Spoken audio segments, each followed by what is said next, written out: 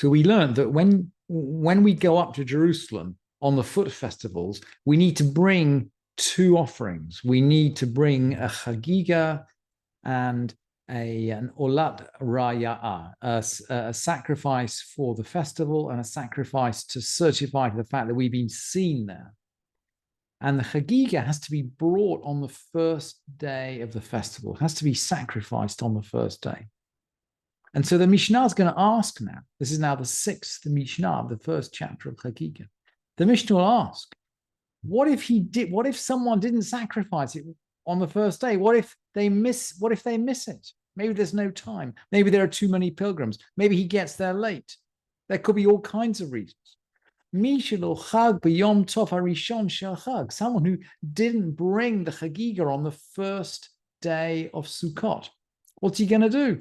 And the Mishnah answers, Chogeg et kol haregel v'yom tov ha'acharon shel Chag. He can bring it for the whole of the festival of Sukkot and actually on the last festival day of Sukkot. And that is really interesting, by the way, because we all know that when we're talking about the last day, we're talking about Shemini Atzeret. It's a different festival. The last day, we're no longer sitting in the sukkah on the last day. It's Shemini Atzeret. It's a different festival. And yet you sense here, and we, as we've said over and over again, as we've been learning these Mishnayot, that the rabbis bend over backwards just to make life easy for the Jewish people. They can bring the Chag, if they miss the first day, right the way through the festival. And by the way, for Shavuot, which only lasts for one day, they can actually bring it for a full 7 days. And we still have a little echo of that in our practice. Those of us who kind of cut back on saying Tachanun will not say Tachanun for a whole week after Shavuot. Now, different communities have different traditions, and perhaps in Washington you have a different tradition. But those who are very keen to cut back on saying Tachanun will cut back for a whole week after Shavuot, because that is the week when it was still possible to bring the Hagigah. Now, of course, there is a limit. Avar haregel velo chag. If the festival passed and he hadn't brought it, that's a problem. He's no longer liable for it. Basically, the mitzvah, he's missed the mitzvah. The mitzvah no longer applies, right? He has to wait, I guess, for the next festival. And what do you do with the animal? I guess you have to bring it as a shlamim, as a free will offering, because you can no longer bring it as a Hagigah. The Hagigah doesn't exist anymore. But the point is that we've lost the mitzvah. We have a certain amount of flexibility. We can bring it for 8 days. But after that, we've lost it. There are some things we just can't make up. And so the Mishnah continues. Al zeh ne'mar mu'uvat lo yuchal litkom. A twisted thing cannot be repaired. V'chesron lo yuchal himanot. A lack, something that's missing, cannot be numbered. We can't put a number on what we're missing out on. We've missed this mitzvah. You just can't play numbers game on it. It's got its own unique value, and it can't be replaced. So it's quite a sobering end to the Mishnah. And by the way, this is not the first time that we've seen this expression. When we learned the Mishnah of Sukkah, we learned that there's an obligation on the first day of the festival to eat in the sukkah. So generally, we don't eat if it's raining, for example, we don't eat in the sukkah. But there is and generally through the festival of Sukkot, if you don't want to eat, don't eat. You only have to go in the sukkah when you're eating. If you don't want to eat, don't eat. But there's a special obligation to eat a meal on the sukkah on the first night. And we learned in the Mishnah, we learned in the Gemara of Sukkah there actually. Rabbi Eliezer said, Mi shelo achal leila yom tov harishon, someone who didn't eat his meal in the sukkah on the first night of the festival, yashlim leila yom tov ha'acharon shel Chag, should compensate on the evenings of the last day of the festival. So Rabbi Eliezer says you can make it up. And actually, the rabbis will disagree. The rabbis are clear. There's a special mitzvah on the first day of the festival of Sukkot to eat in the sukkah. And we can't make it up.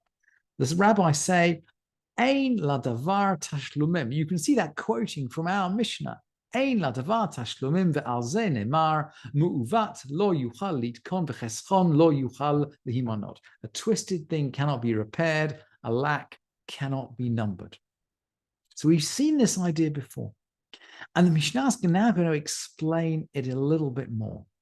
Or it's going to give more examples.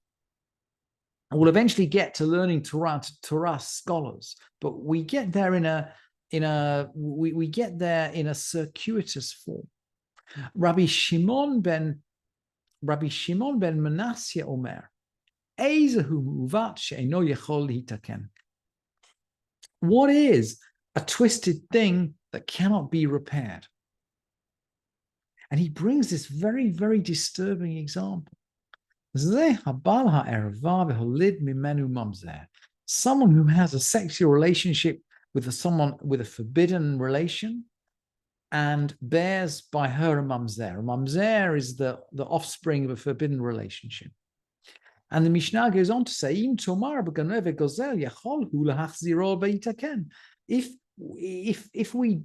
it's a thief or a robber we're talking about, if we're talking about stolen goods, we can return them and we can repair it, but we can't in the case of the forbidden relationship. And it strikes, I mean, it's very interesting looking at this stage in the Mishnah, that actually looking at practical rabbinic practice, I mean, my understanding is that in der Heim, in other words, in Europe in the last century, the rabbis would just tell you, in Eastern Europe, they just tell you to move to another town. Or in the United States, I mean, the rabbis used to, as I understand, to go to great lengths actually to undo the problem, maybe by demonstrating that a marriage was invalid, or, they would essentially lift legal mountains in order to try to correct what was not made straight. But the Mishnah somehow doesn't seem to have this in mind. And then we go on to quote Rabbi Shimon ben Yochai. Rabbi Shimon ben Yochai Omer, Ein korin uvat edel misha hayam tukan batchila. They only call something twisted if it was straight at first. Venit avet kvar, and it is now twisted. So it started off straight, but it's now twisted. Ve'ezazeh, what is that? Talmid chacham haporesh min haTorah, a disciple of the sages who forsakes the Torah, a disciple of the sages who goes off the rails. That is something which is twisted and cannot be repaired somehow. And it's not quite clear why the Mishnah is bringing this out at this point, but the Mishnah is now going to go on to talk about Torah study and about perhaps types of Torah study that perhaps some Talmidei Chachamim would have had their doubts about. So the Mishnah continues. The release of vows, that is that the Mishnah is talking about the halacha relating to the release of vows, the rights of the right of a Talmid Chacham to release vows. The ability to release vows rests in the air. That is to say, we don't have a scriptural basis for it. It's not clear how and why rabbis have the right to release vows, and yet we know that they do, right? The rabbis know from an oral tradition that they do, and yet they can't see the scriptural basis. And there are many other things. Why are tefillin black? We have a tradition from Mount Sinai, but we don't have a verse for it, and yet we know tefillin are black. And so for many other things, why do we interpret an eye for an eye and a tooth for a tooth in terms of monetary compensation? And the Rambam says, look, we have a tradition. We have a tradition. Every Jewish court has always interpreted it in this way, but we don't have a verse for it. So there are many halachot that hover in the air, or there are some halachot that hover in the air, have nothing to rest on. And in order to accept these, we need to believe in the verbal Torah. So this may be the connection with the sage who separates himself from the Torah. Maybe we're talking here about Karaites, about Sadducees who don't accept the rulings of the rabbis. And there are other halachot which have a little bit of something of a scriptural basis. They're not just hanging in the air. Hilchot Shabbat v'Chagigot, the laws concerning Shabbat and Chagigot. Now we see the connection with our Masechet, with our tractate. The laws of Shabbat and the laws of the Hagigah, Umeilot, and Me'ilah. Me'ilah refers to misusing temple property.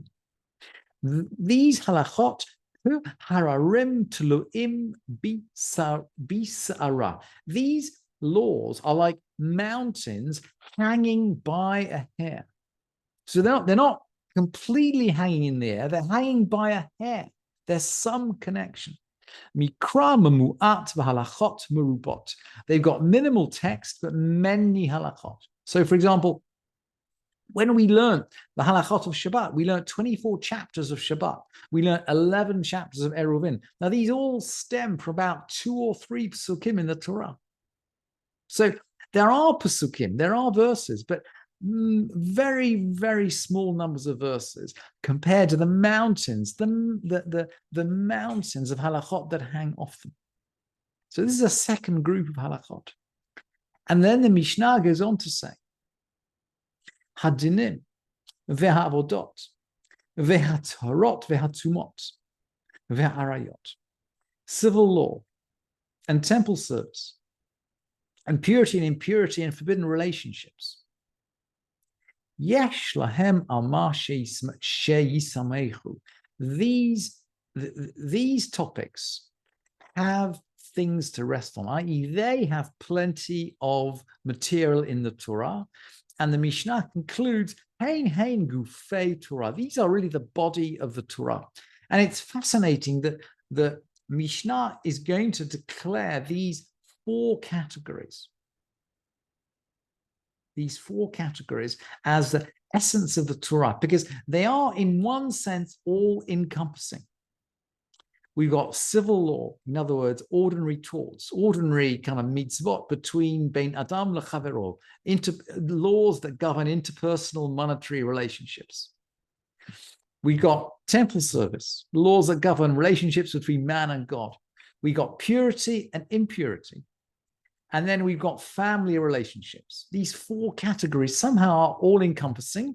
And according to the Mishnah, these 4 categories together constitute the body of the Torah.